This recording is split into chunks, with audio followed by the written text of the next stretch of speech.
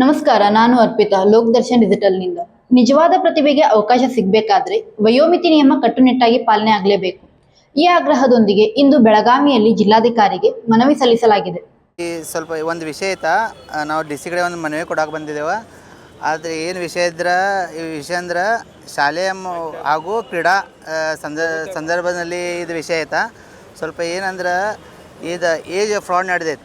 Age fraud ಅಂದ್ರೆ ಈಗ ಸ್ಕೂಲ್ನಲ್ಲಿ ಏನು ಸ್ಕೂಲ ಮತ್ತು ಜಿಲ್ಲಾ ಪರಿಷತ್ನಲ್ಲಿ ಒಂದು ಗೇಮ್ ಆಡಿಸ್ತಾರೆ. ಆ ಗೇಮ್ನಲ್ಲಿ ಏಜ್ ಫ್ರಾಡ್ ಈ ಟೈಪ್ಲೆ ಇದು ಮಾಡತ್ತಾರ. ಏನಂದ್ರೆ ವಿಷಯ ಯಾವ ಟೈಪ್ಲೆ ಮಾಡೋದಂದ್ರೆ ಕೋರ್ಟ್ದಿಂದ ಅಪ್ರೂವ್ ಮಾಡ್ಕೊಂಡು ಆದ ಏಜ್ 17 ವರ್ಷ ಹುಡುಗಂದು ಏಜ್ ಅನ್ಕ್ಯಾ 22 ಹುಡುಗದು ಮಾಡತ್ತಾರ. ಆಮೇಲೆ ಅದರ ಸಲುವಾಗಿ ನಾವು ಇದೊಂದು ಮನವಿ ಕೊಡೋಕೆ ಬಂದಿದ್ದೇವೆ.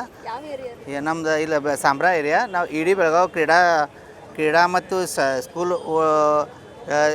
ಇದರ ಸಲುವಾಗ ಅನ್ಯಾಯ ಆಗತ್ತೆ. ಒಂದು ಸ್ಪೋರ್ಟ್ಸ್ ಮನ್ ಜೊತೆ ಅನ್ಯಾಯ ಆಗತ್ತೈತೆ. ಅದ್ರ ಸಲುವಾಗ ಸ್ವಲ್ಪ ವೆರಿಫಿಕೇಷನ್ ಮಾಡೋಕೆ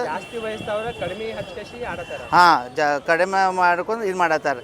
ಈಗ ಏಜ್ ಫ್ರಾಡ್ ಅಂದರೆ ಈಗ ಅಪ್ಡೇಟ್ ಮಾಡ್ಕೊಂಡು ಆದ ಕಾಫಿ ಕೊಡತ್ತಾರೆ ಕೋರ್ಟ್ನಲ್ಲಿ. ಕೋರ್ಟ್ ಆರ್ಡ್ರ್ ಪ್ರಕಾರಲೇ ಅದು ಅವ್ರ ಈಗಿಂದ ಏಜ್ ಇದು ಮಾಡ್ತಾರೆ.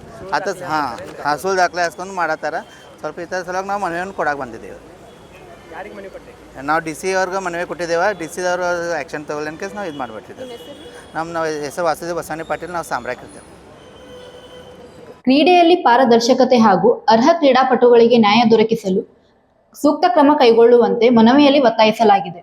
ಇದೇ ರೀತಿ ಹೆಚ್ಚಿನ ಸುದ್ದಿಗಳಿಗಾಗಿ ನೋಡ್ತಾ ಇರಿ ಲೋಕ್ ದರ್ಶನ್ ಡಿಜಿಟಲ್.